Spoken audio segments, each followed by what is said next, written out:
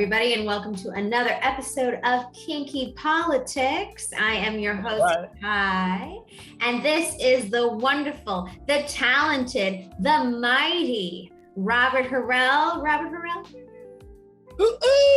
What's up? And we're so glad to have you here with us. Regrettably, Kirk, thank you. Kirk is in the hospital at the moment, not feeling too well. So we send him our good wishes and good vibes and all of that, but he should be home soon. And we look forward to having him back. Today's episode is Djokovic, the never-ending saga, the #1 tennis player in the world, and the controversy, that he has now brought Australia and I guess kind of Serbia as well, and the world, because it's gotten very political. I'm curious, Rob, we are two Americans in Sydney and seeing this, and it's interesting to be an American in Sydney and kind of hear what people have to say, as well as read the news and kind of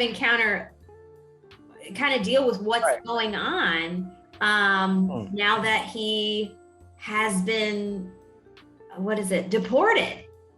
Yes. I don't know the latest information, but what are your sort of thoughts and insights on it? Well, one thing that jumps out right immediately is that the fact that he's a sportsman, correct? Yes. Granted, he's the #1 tennis player in the world, but he's not solving world hunger or anything like that. He's a sportsman, right? Right. And he's being banned from playing in a tennis tournament that is being held in a state that already had riots because of lockdowns due to COVID, right? So this was already all over the world. So he kind of knew this coming in, and he thought that he could come here, not vaxxed, and be allowed into this tournament in a state that has already had riots for locking people in. I'm just laughing at him because I'm thinking, dude, you're coming to Melbourne, Australia, a country that is not having it, right? And hey, I'm Novak Djokovic. I'm not vaxxed. I'm gonna come and play tennis, even though everybody that's coming to the tournament has to wear masks, has to be vaccinated, and has to show vaccination certificates. Right. But what? But he doesn't have to be vaxxed? Come on, stop it. Right. Kyrie Irving tried that. New York said, no. Thank you. All right? We did. Yes, we did. Yeah. Even though I love Kyrie, him. But he's a sportsman. He's not solving world hunger. So he doesn't get that pass. Neither should Djokovic. I'm sorry to tell you. I'm sorry, tennis fans probably right now want to hit me with the volleys and throw tennis balls at me and call me side out. But guess what? No, we don't play that. Go home. Bye-bye. Okay, fair enough. I agree with you. You know, I asked my father this question, and he sort of said the same thing, which was, there are rules. This is a country.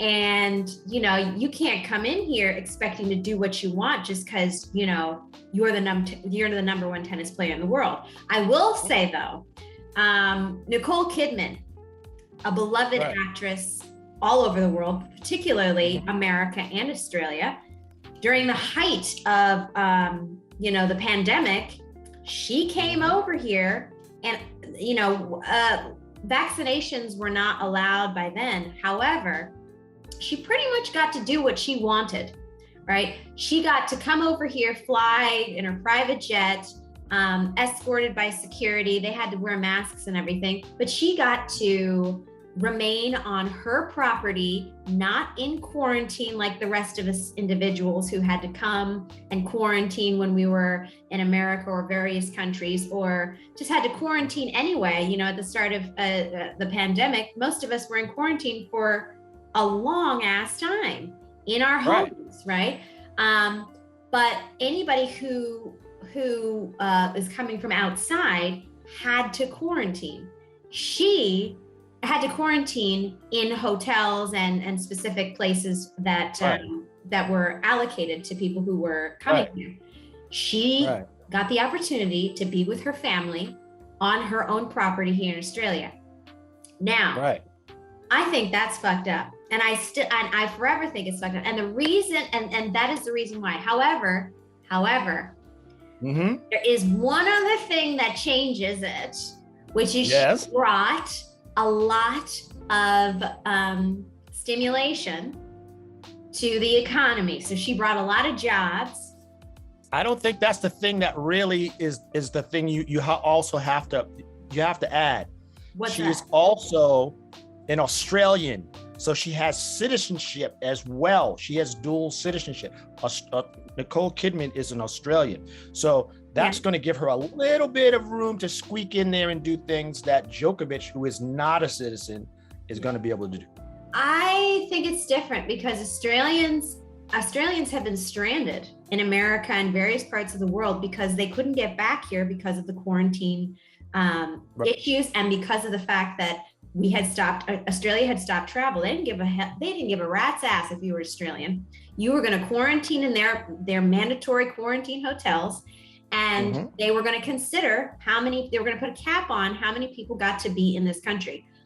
Nicole Kidman got to come over here without those parameters. She's also rich and has her so own, is Djokovic. pretty much an island. Has pretty much a whole property that she could be on like an island. And so is Djokovic. And he is very rich. He is basically an icon in Serbia, okay? And in tennis, in tennis, he is, or he should have been, if he was able to do this Grand Slam, the number one player in the world. So my thinking, and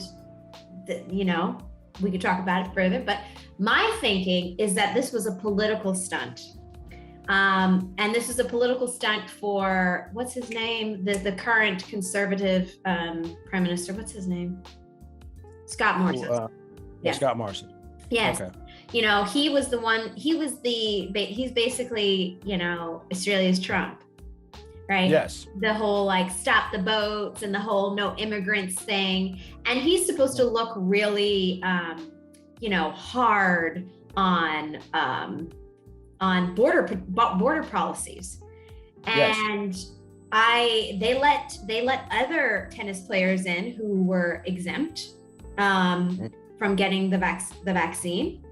Right. And for whatever reason, they have made an example out of Djokovic.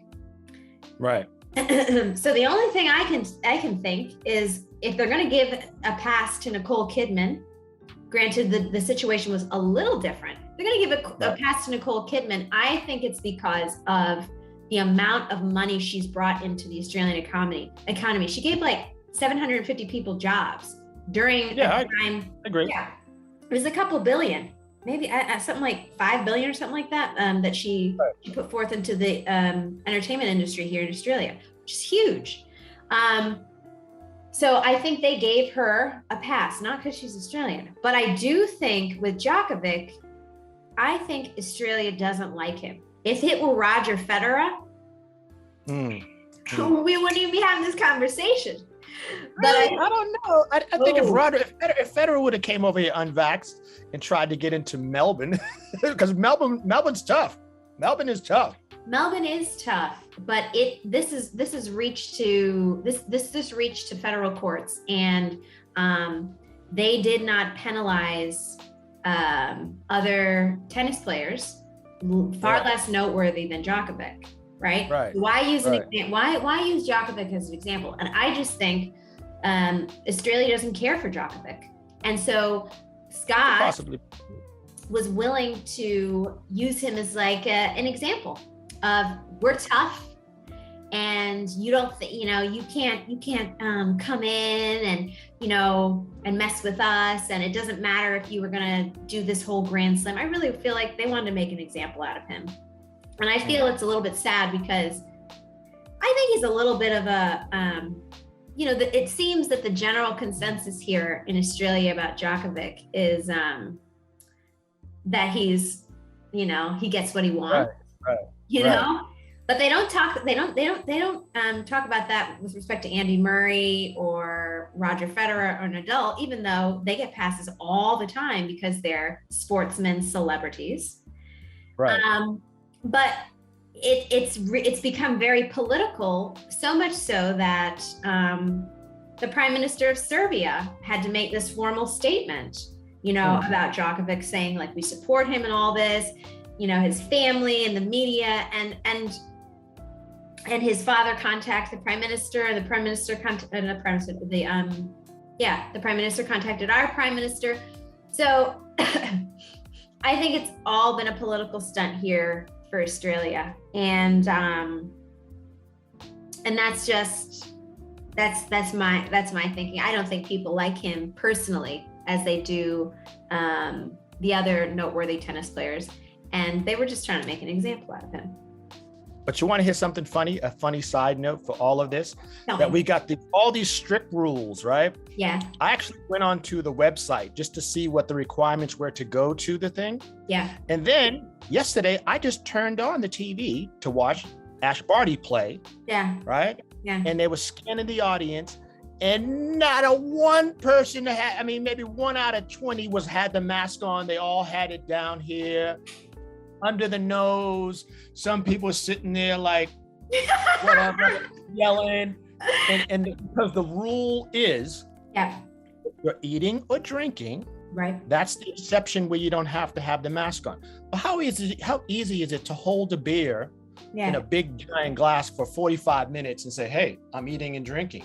Yeah. That's why I'm not wearing the mask for this last hour. Hey, right. And yelling, cheering. It should be, be consistent. Yeah. But that's a whole nother thing on policing policies in Australia, because Aussies don't want to police the rules. No, they sure as hell don't. It's hilarious. No. It's hilarious. I love it. Yeah, no, gosh, you're right about that. And you know what else, which is unfair, I feel, sorry, and I'll just close this, is the tennis association here took a look at all of his requirements before he got here and said, yeah, you're fine. You're just fine. They are not taking any kind of responsibility in all of this, even though he prepared. I'm so serious. He prepared himself before he got here, cross-checked with Tennis Australia, and Tennis Australia said, absolutely. So now when he gets when he gets to Melbourne, all of a sudden they're like, well, what's going on? You must have fibbed. You did this, you did that. And he was like, Tennis Australia told me I could do all this. Now, I know he lied about some things. I think he lied, about where, having COVID twice conveniently and doing all this kind of stuff. And, he lied, but he still got the go ahead from Tennis Australia. And now Tennis Australia is quiet. Meanwhile, exactly. Tennis Australia did not want to have the Australian Open without his name on the ticket. There was no way they were going to do that. You can't have, a tennis match without the world number one on it, because then is this Australian Open thing really serious? Djokovic, the Joker's not in the tournament, so how serious can it be? Yeah. Right? Ding, ding, ding, ding, ding, ding. And on that note, we will end it there. So good. What a great conversation. I feel like we could go on forever with that. We could, but we won't. Thank you. If you like what you heard, please like, share, and subscribe, and we will see you on the flip side very shortly. That's right. Bye.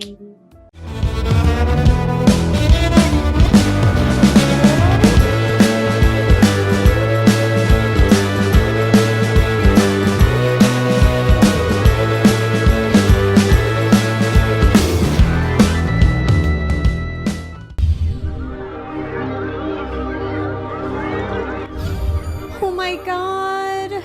Orange is not my new black.